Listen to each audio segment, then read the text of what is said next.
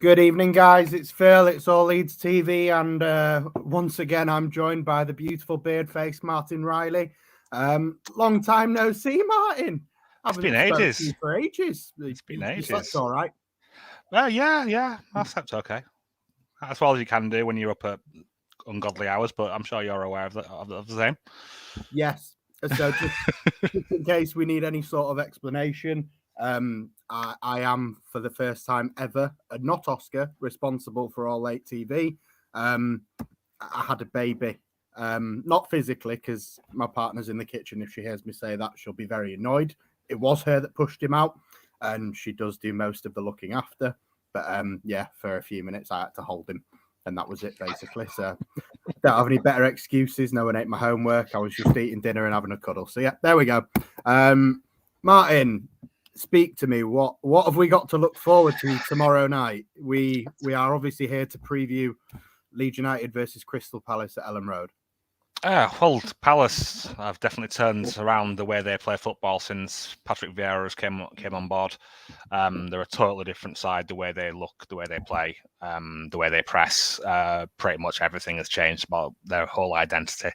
And Bielsa said it in his post-match, I think it might have been, or maybe it was a conference this morning, one or two, that he was impressed with how quickly Vieira has imposed his own identity onto the Crystal Palace players, because they had something of an overhaul over the summer. A lot of players left. Out of contract, wasn't it? Yeah. They had a lot of senior players who were leaving, and they had to do an overhaul. And to say this is probably that a lot of people expressed a lot of doubts about Vieira, because he's had some up and down stints at his previous clubs, and you can't say I'm wrong. Yeah, I got it wrong. I may as well go in now.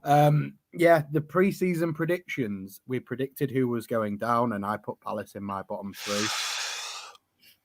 So I don't take back predicting Norwich and Brentford would go down, but I'm happy to put Watford back in there with them now, rather than or Burnley or Newcastle, one of them. But I don't think Palace are going down. So Vieira, Soz, you're doing a great job, mate. Carry on. Like I was saying, they've changed a lot about who they are since Vieira's come in. They're a team that could cause us problems, and I think it's going to be a tough game. It's not all negative like it was against Brighton. They have got ways that they can be got at, but we'll get into the gritty details as we go on.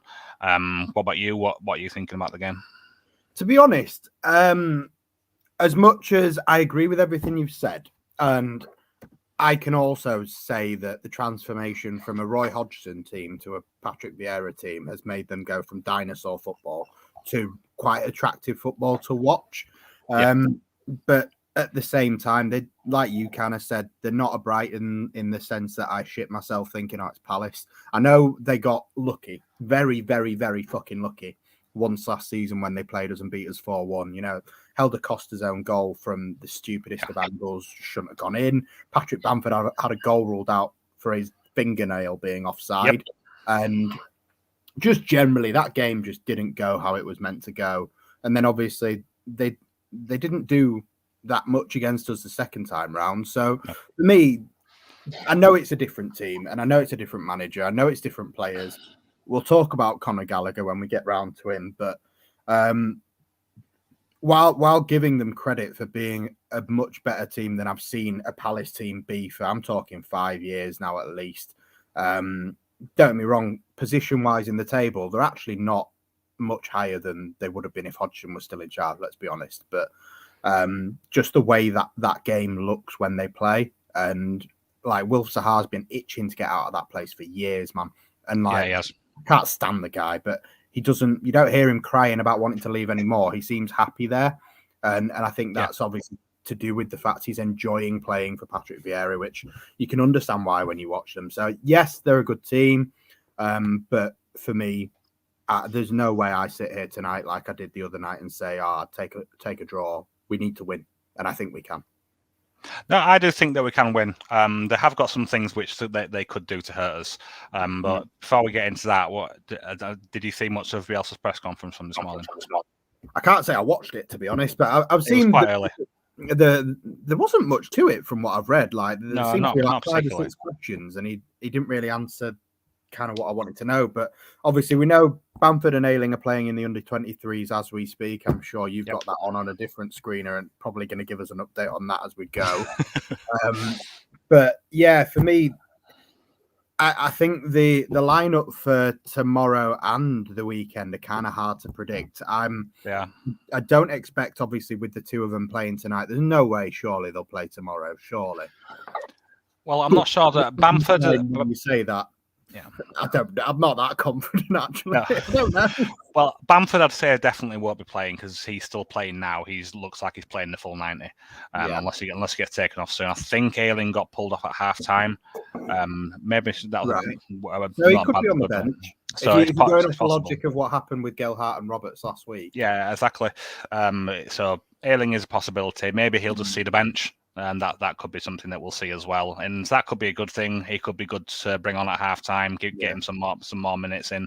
So yeah, that's something we could see, but I don't think we'll see him starting, or definitely not Bamford.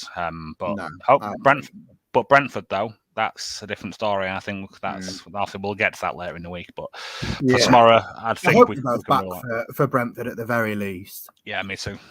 I don't think from Bielsa's conference there wasn't really much else to say.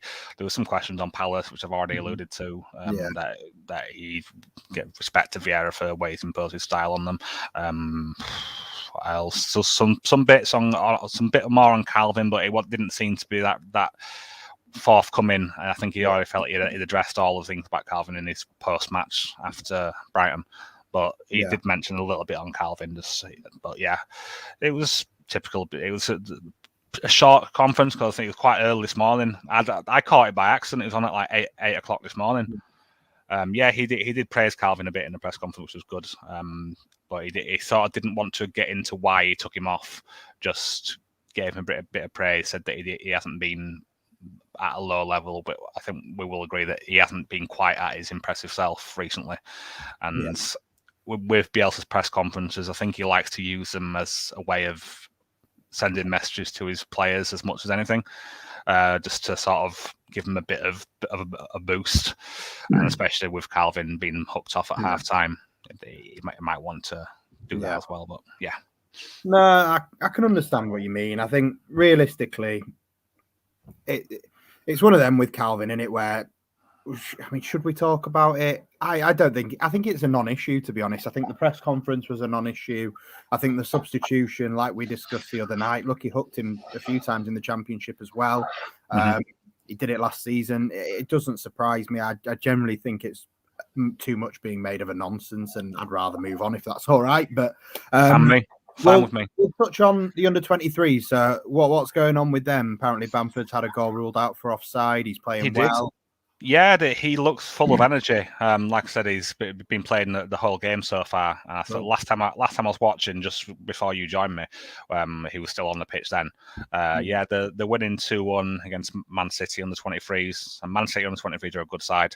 They play with a similar style to what Man City's first team do. They press high, they play with combination passing, and they look good. We have been under a lot of pressure. But Bamford has been making a nuisance of himself. So has Ayling as well. There's been some nice overlapping runs from him, including some nice low crosses from the byline, something we've been missing.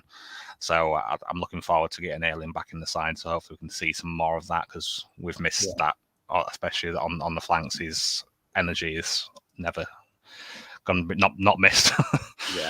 No, mate, I know we're talking about Palace, and I don't want to try and predict the future. But I don't think we see either of them properly anyway until Brentford at the weekend at the earliest. But yeah, fingers crossed. We get to see them, Brentford. But yeah, it's good. It's going to be great to have them back. We have missed them both terribly. Obviously, hello, friend of the channel, Paul Wilson. Hope you're doing well, mate. You could have joined us. It's sad that you haven't. If you want to join us, hop on. But yeah, very much sort of touched on another topic that's kind of interlinked to the Calvin Phillips one.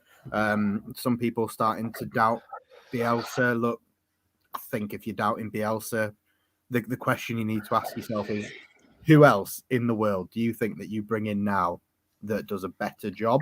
and not only does a better job, like some people say, bring in Big Sam, you'll stay up.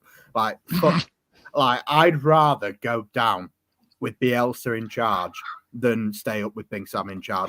But are you sure, Phil? He did such a good job of keeping his last team up. Yeah.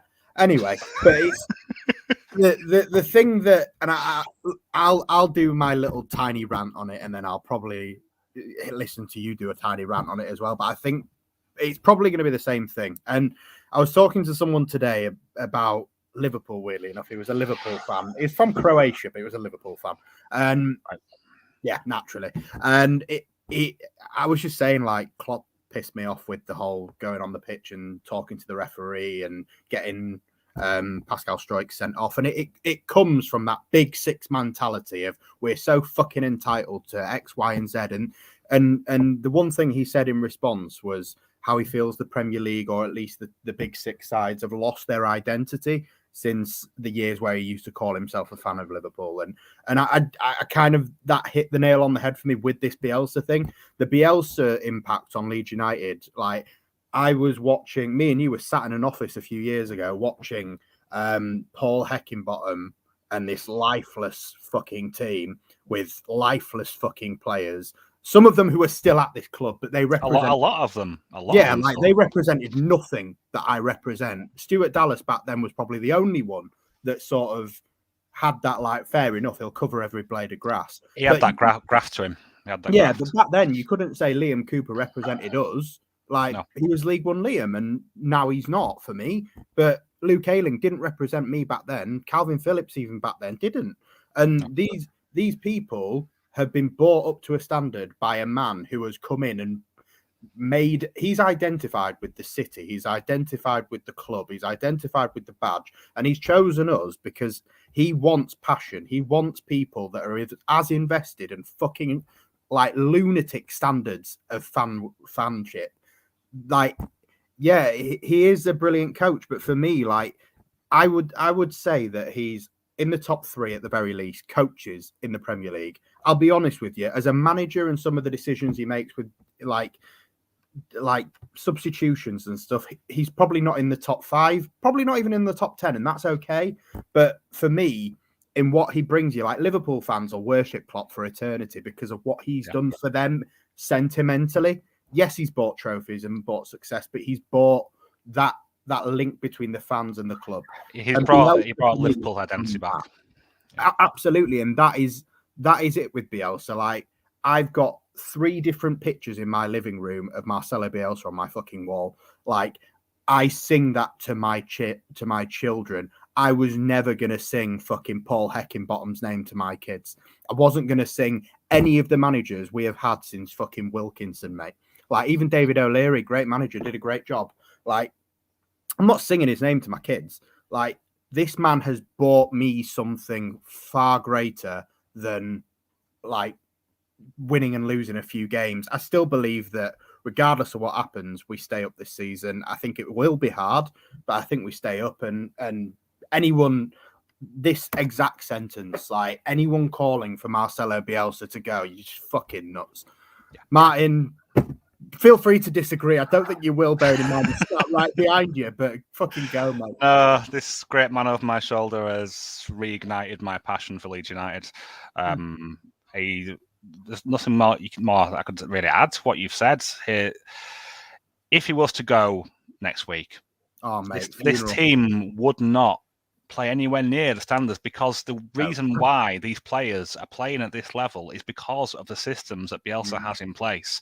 The combination plays, which get the best out of the players. He squeezes every ounce of quality and talent that the players themselves didn't even think that they had in them. Like Luke Ayling, I don't think he ever thought that he was going to play at the Premier League. We bought him for 200 grand, and now last year he was name checked by Gareth Southgate as being a potential England call-up. At the age that he's at, that doesn't often happen. The way he's got this side going since he came in is just incredible.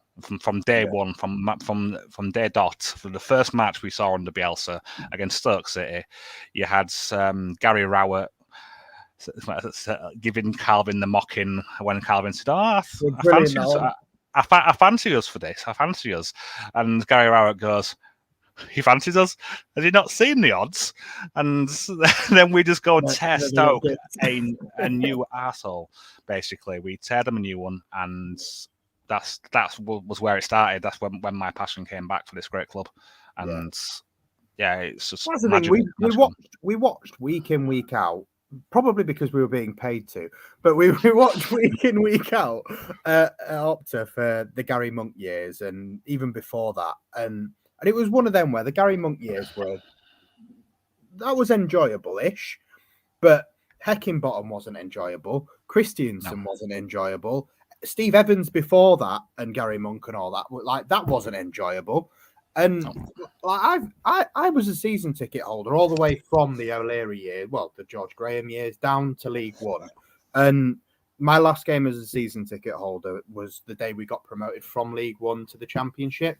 And I can honestly say, even in the Simon Grayson era or the -15 era, there was no part of me that I suppose the -15 did it was us against the world, and you had that kind of aggressive, loving Leeds part, but nothing made me feel that Leeds Unitedness quite the way Bielsa has for such a long time. And I just think to turn your back on him, especially in what is, as we talk about, that top six mentality and the entitlement and the bullshit. Looking Fat Frank right now, he'd have been out on his ear because Chelsea would have fucked him off, and they did, and then he still went and tried to take the credit for what happened next. I can guarantee you, mate, if Marcelo Bielsa walks away tomorrow and Leeds United stay up, the next time you hear from him, all he'll say is, "I'm sorry, I didn't do my job. I'm really proud of the person that did," because he's an actual fucking humble human being. So, when it comes to that part of it, I'm so proud of the fact that Leeds United aren't like them, and I'm glad that our manager is so unbelievably fucking different that every other manager in this competition that we play in, week out, just doesn't scratch the surface of him. There's only a few that you can actually in terms of intuition, you can put Pep alongside him as genius. I don't think Klopp's a genius. I don't think fucking. Well, I kind of admire Tuchel, but I just don't want to give anything nice to Chelsea. But speaking, I wouldn't change our manager for the idea of thinking of who comes in next. There's so few on the list of people that I think could do the job next, let alone who can replace him and why. Let's sack him to get them in. I think, if anything, maybe I'm wrong, and maybe it's the wrong mentality to have. I'm sure top six clubs would say it is, but I would rather go down with Bielsa in charge than stay up with Steve Bruce or Sam Allardyce. I am 100% with you, and I wouldn't. Bielsa leaves for me on his terms. Yeah, he leaves when he's ready. He could come into my house and slap me across the face, take a poo in my kitchen, and I'd say, "Cheers, Marcelo. Bueno." Yeah. There is nothing that he could do that I would want him out of this club for what he's given back to us, and that's the thing though, because he doesn't see it that way. He doesn't see as what he's given us. He sees as what we have allowed him to have. What we have let him experience, and that's what separates him from other managers. But many things separate him from other managers, but his humbleness is the overriding thing for me. There's no one else like him, nor there will be ever anyone else like him. And I also, after he goes, I almost don't want to have another manager like him, because I think so much has to change. It's going to be a weird time. To be honest, I don't even want to talk about it. It fills me with dread just thinking about it. And I think this is a really potent point. When you put it like that, that's probably not wrong. You only have to beat 3 other teams. Are you genuinely telling me, with 26 games of a season left, you don't think Marcelo Bielsa can beat 3 other teams, and that we should bin him off and get someone that can? Look, the performances will go downhill because people will get tired, and they will go downhill because people might learn how to cope with the system. It's not rocket science. People have managed it, but end of the day, man, I've seen some shit football at Ellen Road, not just on, on telly. Like, I've seen some genuine shite, and people still fucking clapped. Like, if you can't clap this, what the fuck can you clap? Well, exactly. Well, as much as the performances haven't been to what his standards, and even he knows it himself. And I do think recently he has been getting in his own head a little bit, trying a little bit too hard to correct things that have been going wrong. When I think he just needs to try to get down to basics a bit more. Just the stuff which made us great to start with. It'll help a lot when he has Bamford back, because it's so difficult to implement. Bamford is a massive part of the system in general. Like, not just because he scores goals. Like, in the Championship, the only saving grace about the fact that he wasn't finishing well was everything else he did, and the goals were a bonus. So, yeah, that's exactly that. Without someone of his exact profile, which we don't have, it's a hard profile to match. And that's someone who can occupy the centre backs when he needs to. Someone who can drop a little bit deeper sometimes to help with the build-up play. Someone who can press the back line with utter relentlessness from start to finish. There's not many players out there like him, and I'm looking forward to when he can come back. Yeah, it's gonna be great. It won't fix all the issues that we've had, but it will help a lot, definitely. Apparently, Christopher Claessen's just had a 𝐾𝐾𝐄 moment again in the under-23s. That doesn't surprise me. Yeah, it's one of them. We've got Meslier, thank fuck for that. It is probably one for next summer, in that, you know, is he really a deputy to him? And from what people have seen so far, the consensus of opinion does appear to be no. So maybe a nice Spanish goalkeeper in his 30s that's out on loan can come back and do a job. You never know. But who knows? I think it's on the shopping list if the money's there, I suppose. But yeah, if the right backup goalkeeper is there, and we can get Kiko's wages totally off the books, then get in another backup goalkeeper, because so far, like you said, what I've seen from Klaassen hasn't filled me with any hope that if Meslier was to get injured, that we would have a competent goalkeeper, because he doesn't seem to. He seems to be struggling with adapting to the way Bielsa plays. Yeah, so that's definitely one thing that's on the list. So we kind of circle back round to the reason why we're here for Palace now. Yeah, I think we should. And I just want to, Gail, I was joking. I don't ever want 𝐾𝐄 back. That it was a joke, just in case you didn't get that bit. I genuinely can't stand 𝐾𝐄, not because he's a terrible goalkeeper either. We won't get into that reason either. But yeah, back onto Palace. So we will try and predict the lineup. I know it's always a struggle, and I'm starting to think over. While the players have all been injured, I found it a lot easier. But now that the players are gradually starting to come back, cheers, Gail. She knows that I was joking. That's fine. Good. Yeah, so we may as well not bother talking about. We know Meslier starts in goal. So shape-wise, what do you expect to see from us in terms of shape? And then give me a back three or back four, depending on which one you're going for. Well, I would expect, obviously, we know that Bielsa matches up to the opposition for his man marking. Palace are likely to play either a 4-2-3-1 or a 4-3-3, which means that we will probably be with our trusty 4-1-4-1, which does help things. It is the system that I feel we play the best as, and it gets the best out of the players at our disposal. So it should be the standard back four and the usual midfields, wingers, and one striker. So that's what the shape I'm expecting, at least, unless Vieira goes to a formation different, but he hasn't all season. It's either been 4-2-3-1 or 4-3-3, which is both two very similar formations. So I'd expect it will be 4-1-4-1. Yeah, I'm personally expecting Palace to turn up in a 4-2-3-1.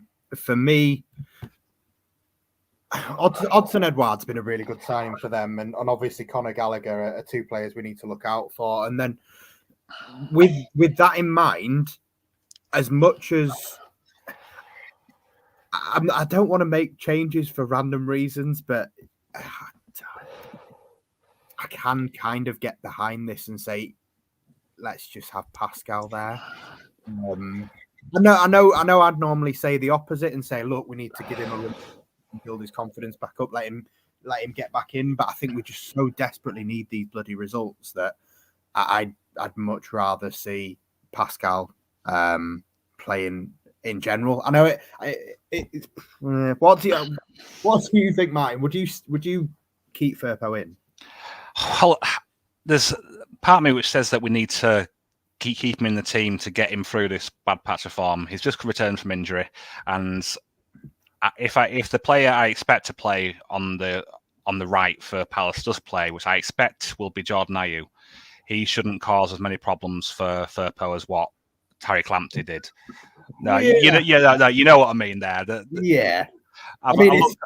I looked up quite how quick Lamptey is, and he recorded the fastest ever speed for a professional footballer last season of 36 kilometres per hour. On Saturday, I would have caused Firpo problems. No, you wouldn't. I'm fat and 29. No, you wouldn't. I would have caused him problems. I'd have done him. Anyone would have done him. It was that bad. No, he did have a bad game, but that is as much about how fast Lamptey was, and he couldn't cope with his pace. That was what it was. It was the pace that he could not deal with at all. And like I said, he's one of the fastest players in the world, not just in the James league. Every day. Sorry, he trains against Dan James every day. Yeah, but Dan James, yeah, he's just slow. But he'll more than likely be on the same team when he's with Dan James, though. But you know, I can see arguments for Strauchin, of course, and I love Strauch, and he has looked good when he has been at left back, and he has done a lot of good stuff there. So it's I don't know. Four. Yeah, back four, definitely. Cooper is definitely at centre back. By the sounds of it, it's probably going to be Firpo at left back. Let's be honest. As much as I'd happily take Strike there. Is Calvin going to continue in defence, or is? I don't think so, but that's mainly me because I don't want Llorente to be at right back again. Yeah, same. Yeah, to be honest, if it was me picking, I wouldn't have Llorente in. I would have Strauch and Cooper at centre back. Because past few games, Llorente hasn't been good, and Strauch has. He's got no and I know Firpo has been bad as well, but Llorente's been in the team all season, and he has no reasons for playing as badly as he has done in the past few games. Firpo does have a number of reasons to not quite be up to scratch yet, and it's a big call, but I don't see Bielsa doing it. I do expect to see Llorente and Cooper in at centre back. And then at right back, I would expect probably Ayling if it isn't Llorente. I just don't want it to be Llorente at right back. Mate, Gary, stop spoiling the suspense, mate. We're trying to drag this out, pal. We all know it'll be an unchanged lineup, but we got to talk about something, mate. Yeah, it could well be. It always fucking is when you don't want it to be, but I'd prefer to see Calvin move back into. I mean, if we are obviously going 4-1-4-1, which we probably should do against the 4-1, then I don't see why. I mean, I'd happily take Stuart Dallas go right back. Firpo can stay at left back if Strike can't. Then you've got Cooper and Llorente at centre back, Calvin there, Dan James and either Rafinha or Harrison, not both, because I just don't see the need. If they are all three of them again on the same pitch, can we at least put Rodrigo up front? Because I just don't. I felt that Rodrigo up front instead of Dan James against Brighton is in general is a better way to go. Go on, give me your midfield, assuming that Calvin starts at single pivot. What's your third? Probably it will more than likely be Calvin in the single pivot, and it'll be Forshaw and Rodrigo ahead of him. That is what I would expect to happen. And there's part of me who almost doesn't want Phillips to start in the single pivot and wants him to play a little bit further up.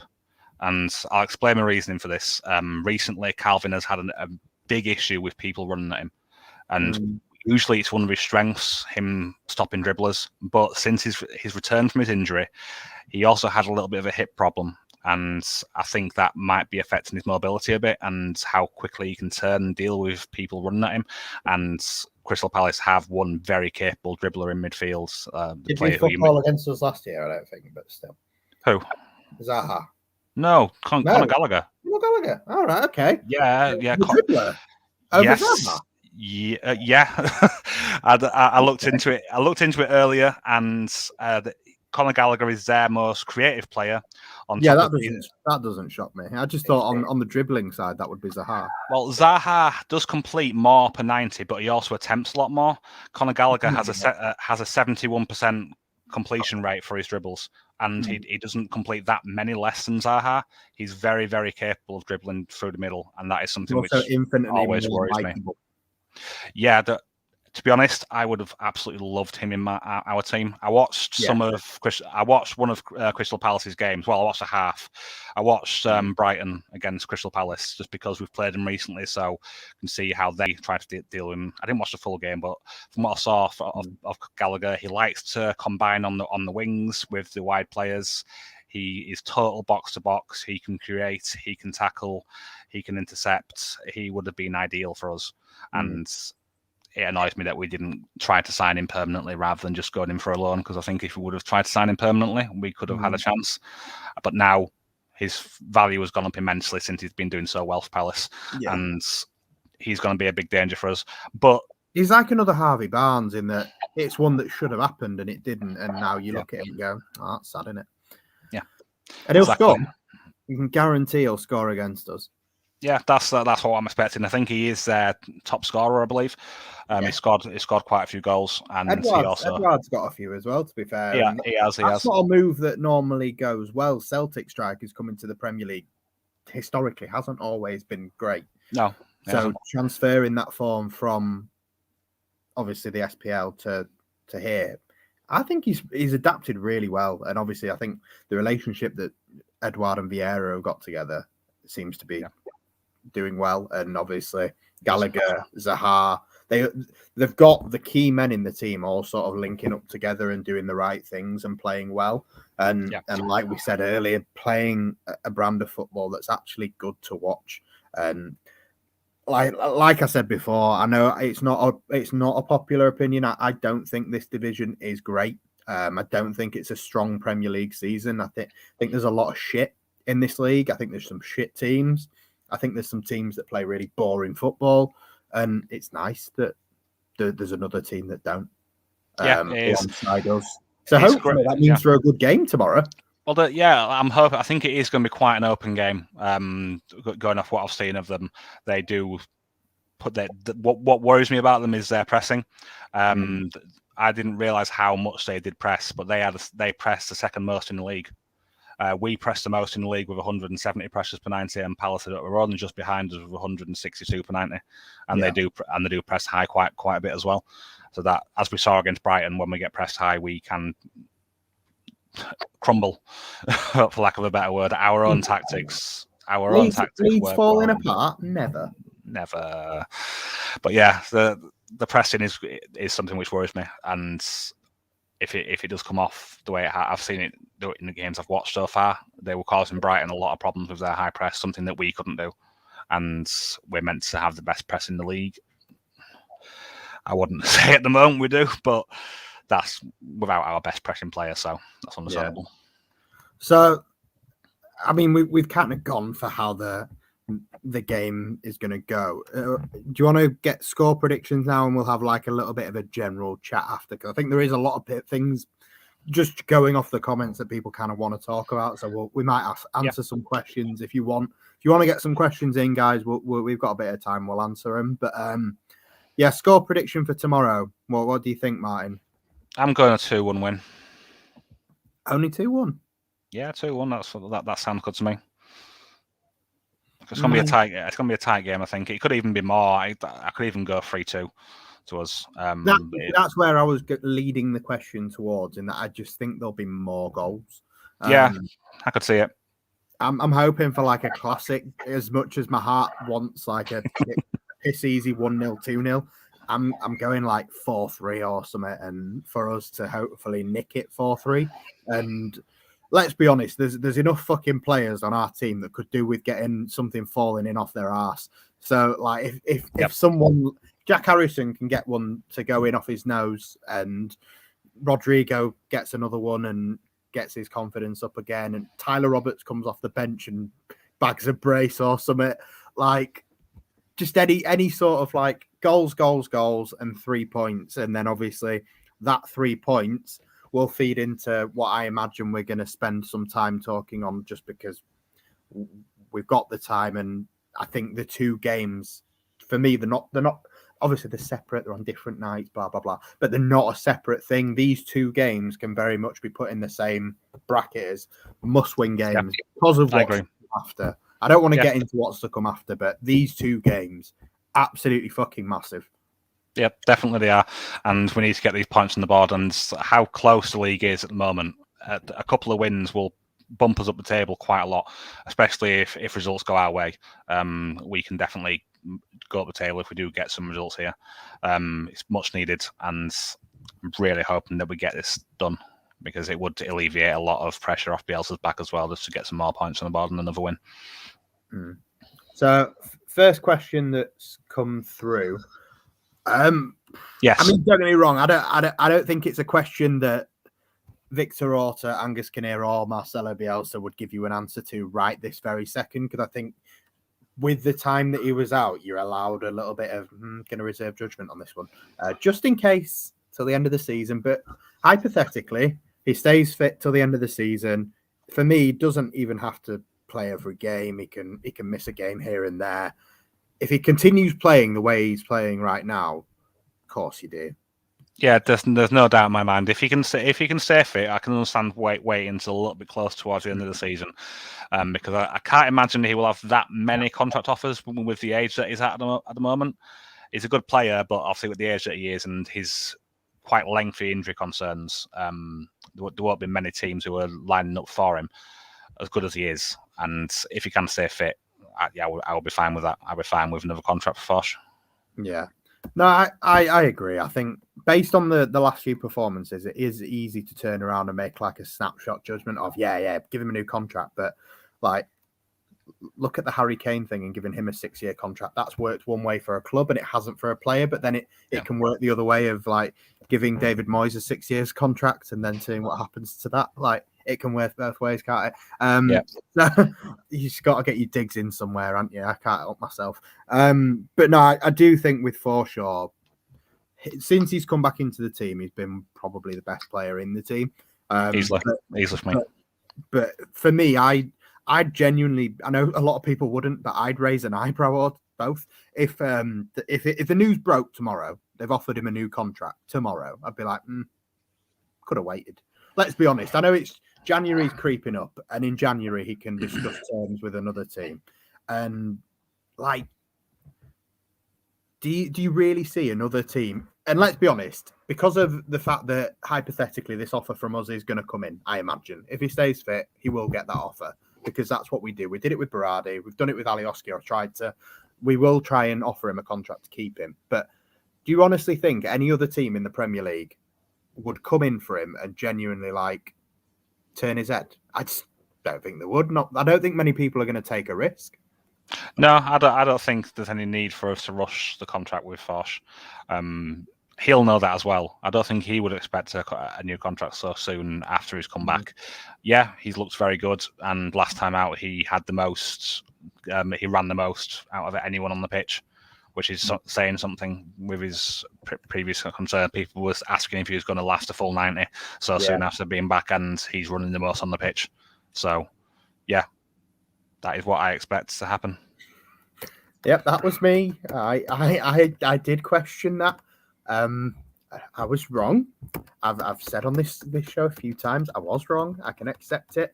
I can owe who I owe a pint and buy him the pint and take it on the chin. I was wrong, but it is good to see Forshaw doing as he is. Logan, you've got what you wanted, mate. If you're there is another Q&A. Get your questions in. We'll give you 20 minutes max. Ask me anything. Probably Martin, because I'll probably just revert to him. I saw one that I'm going to try and find, but I'll sort of tell you what it was anyway and let you start, Martin. Someone just sort of questioning the man marking system. Would you, first of all, do you think Bielsa ever will move away from the man marking system? And second of all, would you like to see him move away from the man marking system?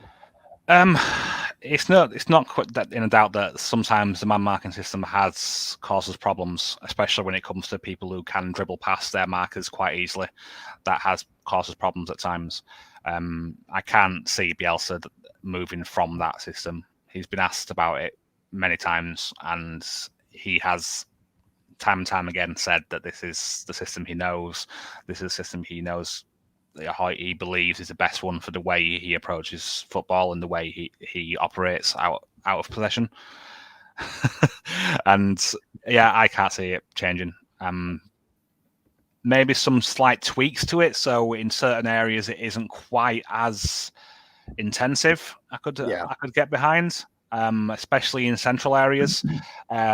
We did see Bielsa experiment with it towards the end of last season. Stewie Dallas had a bit more of a kind of a hybrid zonal marking strategy that he was doing, and that did work. It meant that he was not quite as close to his man, and he was able to give us a bit more solidity in the middle, and that did work. So I don't think it'll change now. What do you think? For me, there's two answers. Obviously, there's two different questions. So I'm going to answer the one, will it happen? The answer categorically, no. It will never happen. Bielsa won't change. He's done man marking for 20 years. So just don't see it happening. Could we benefit from it changing?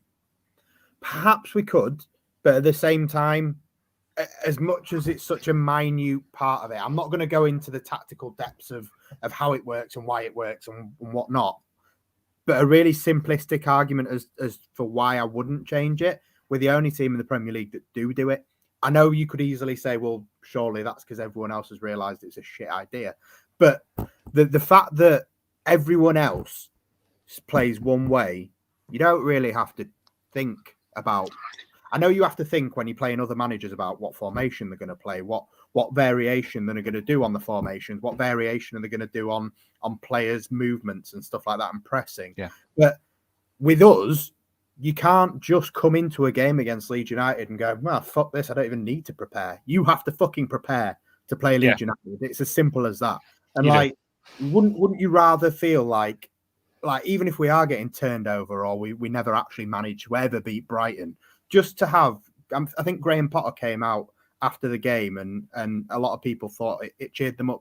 I think I saw Rhiannon put on Twitter that it cheered her up to see that Potter was bigging us up again, saying like it's a challenge facing Leeds United and it's a challenge that he looks forward to and it genuinely tests his mind as a coach. So wouldn't you rather just offer something a bit different? And I think that's kind of, again, it's part of that embodiment of, that's our identity. We are Leeds United. We're not the same as all of you other shit clubs. Like, we're not Tin Pot. We are Leeds. Yeah, I agree with what all you said. And we are the only one in the Premier League that does it. But it can be successful. If you look over in Italy, Atalanta play a man marking system. Mate. And I fucking love watching them as well. Yeah, they're great to watch. And they've got Champions League football. They finish in Champions League spots. And is it has he actually got it? Oh, beautiful. Is that 7? Yeah. But there will still be some clown, Joe Wayman, if you're watching, this is aimed specifically at you, that says Ronaldo's better. That's 7 to his 5. And you can do your 4 Champions Leagues. Fuck off. There's no contest. I'm not going to turn this into a messy show, but yeah, I'm happy. If that is, I haven't had the news actually yet on my phone. I probably shouldn't have flashed that up yet, but yeah, for me, end of, I think that ends the argument. Where was that question I did before? It was about January signings, Martin. We're both surely just going to say fucking centre mid, right? Yeah, that's where I would look at. But at the same time, since Forshaw's come back in, it makes it more difficult because you've got, not more difficult because I don't want Forshaw to be in there because Forshaw does make us a lot better. But if you brought in another central midfielder, when would he play if most of our current central midfielders are fit? Currently, Klich is fit, Forshaw is fit. We'll have to call Rodrigo another central midfielder, 'cause that is where he gets played most of the time. Central midfield / attacking midfield, but that's the sort of area we're looking at anyway. If we was to bring someone in, it would be very difficult for them to adapt. They may struggle to get game time, and I'm not sure that Bielsa would be able to offer any guarantees of that game time. I don't know. Yeah. I could be wrong, and I hope I am wrong, because it would do us good to have another central midfielder in.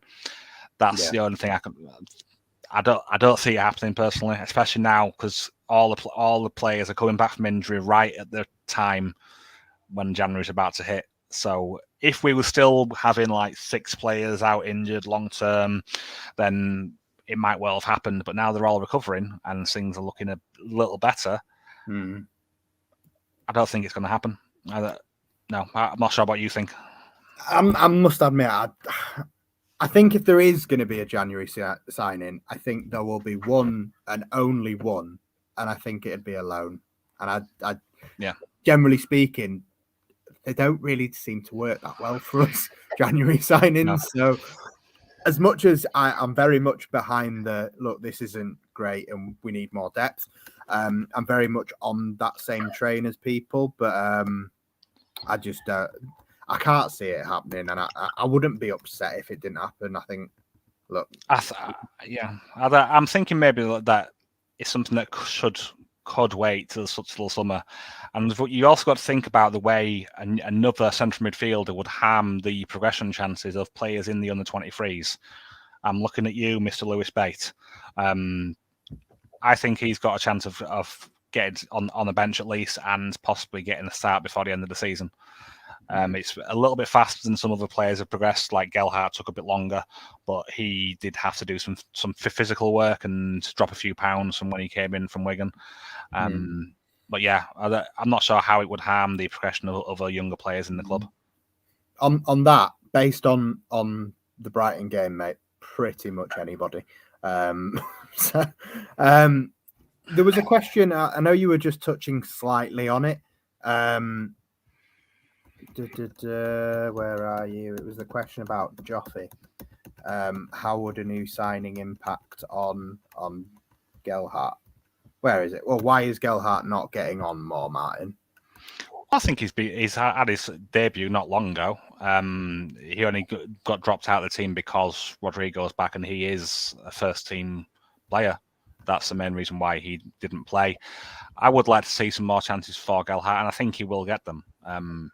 He wasn't given the spot as a striker against Spurs because we had no other choice. We did have other choices, and Bielsa still decided to play Joffy.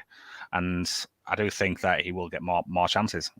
He's taking his progression slowly, and I think they will come. There's still a lot of time left in this season for Joffy to impress. And I think he will impress off the bench within the next. I'd say he could get some more minutes off the bench this week. Yeah, me too, mate. I agree. Yeah.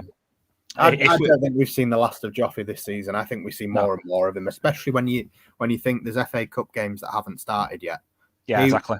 He's got to play at least the cup. I mean, I know Bielsa doesn't exactly do what we expect him to do in the cups, but people are going to get injured again. People are going to need to rest again. And I know the only person he really competes with for that place, if fit, is actually Bamford. But like you said, Martin, with Rodrigo widely considered by Bielsa as a midfielder, like for me, I know Roberts obviously played well off the bench the other day, but realistically, I kind of lean towards 𝐁𝐿HART being the next striking option behind Bamford. I'd rather bring him on as a striker than Tyler Roberts, generally speaking. And Rodrigo, if that is Bielsa's choice to not have him as a striker, then that's kind of where I'd stay too. I'm a big advocate of that, by the way. I agree with that. If we can get a left back in who has played a lot more football than what Firpo has, then I would like that. It would give us some more strength in that position because he is our only natural left back in the whole squad. That's even going down to the under 23s. We've had Leo Hjelde there, and he is mainly a centre back. He's done pretty well at left back, and he is still young, so he could very well be an option in the future. But he is our only first team and on the 23s natural left back. So another option for that position would be good. I know I saw a comment earlier, a lot earlier, long before we started talking on this topic about Leif Davis, but I think me and you have actually spoke about it on here before, and just if he's gone out on loan, especially with a loan to buy, I just don't really think that. I think that sort of speaks for itself. Maybe Bielsa has just gone, nah, sorry, it's not going to happen. But at the same time, I know when we can't bring 𝐂𝐈𝐓𝐃𝐄 back, so there's no point in having the 𝐂𝐈𝐓𝐃𝐄 conversation again and again and again. But if we did have a second choice, generally like a proper left back, I would prefer to bring one in, to be honest. Ideally, I'd bring a young one in on loan. I mean, I've always said for quite a while now, Anthony Robinson from Fulham, when they went down, I thought that would have been a great signing. Someone like that, and then obviously if that means that we take some money off what there is available to spend on that centre mid, and we do end up with, say, a Lewis O'Brien from the Championship or a John Swift from the Championship instead of the Rodrigo de Paul fucking. I know these are long gone targets, but like the glitter glamour signings, if we take them away and we do have 2 squad players rather than a Rodrigo de Paul, yeah, I think a left centre mid would kind of be my list as it is right now anyway for January. But like I said, I don't expect any in January. No, I don't expect any to come in. It could happen. Bielsa has said that he's happy with what's been spent so far, but I think he will have targets in mind if they do come available. And also the thing you've got to remember about January is every player is that little bit more expensive, especially if they are a player who plays regularly. Because to me, bringing in a player who hasn't played a lot, it's never going to work for the way we play. Because if someone, we've seen it, we've been stung with the certain 𝐁𝐿 He cost us a lot of money, and I enjoy the way you pronounced that. That was nice. Can you do it again? 𝐁𝐿 Is that good for you? It was a bit more French the first time. Oh, sorry. It must be a momentary thing. I'm not very good with accents usually, so you'll just have to watch it back afterwards and rewatch how I pronounce that, because it won't happen again. I mean, I think we're probably going to leave it there. Before we go anywhere, can I just say I saw on Twitter earlier a girl was giving away tickets for tomorrow night, and I bought some. So if you're watching, I love you very much. Thank you. You're giving me the opportunity to take my missus to her first Leeds game. So I'm very excited. So if you're watching, thank you very much. Martin, where are you going to be watching the game tomorrow, mate? Everyone can watch it without having to stream it illegally, so you're allowed to tell the truth this time. Well, I'm going to be watching it at home, and I'm actually going to be on the watch long tomorrow as well. Nice. So it's the first watch long I'm doing, so I hope you all join in and have a bit of fun with us. Hopefully fun, and hopefully not depressing like it was at the weekend. Yeah, I'll be watching at home. Unfortunately, I could not get tickets, but yes, I'm looking forward to it. Good. Well, fingers crossed. If all goes well, I will be there. I will not be on the watch along. Probably won't be on the player ratings. I'll probably be pissed. So fingers crossed we win. We get 3 very vital points and set ourselves up for a massive game on everyone wanting to smash the like. He's taking my lines away from me. Smash that like button. Yeah, if you can, guys, obviously, thank you for watching. Do smash the like. And obviously, if you haven't already, or if you're a Man United fan in the chat and you just feel like not being a dick for 5 minutes, feel free to subscribe to the channel too. We're very much appreciative of it, and obviously plenty of content coming your way around both the games that are coming throughout the rest of this week. Fingers crossed for 3 points tomorrow night. Thank you very much for joining me, Martin, and good night, everybody. Night all. Bye. I haven't pressed